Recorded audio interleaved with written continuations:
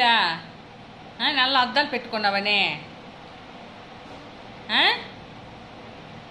నీకెవరు రాణిస్తారు ఇంట్లోకి? ఎవరు రాణించరు. నువ్వు అరిసి గీ పెట్టిన ఎవరు రాణించరు. ఎవరు రాణిస్తారు చెప్పు? అద్దాలు పెట్టుకుంటే మాత్రం స్టైలా? పొగరా? పొగరా? నీకెవరు రప్పిస్తారు ఇంట్లోకి? ఎవరు రాణించరు. నువ్వు అవతలే కూర్చోవాలా? నువ్వు వచ్చి గలీచేస్తే ఎవరు క్లీన్ చేస్తారు?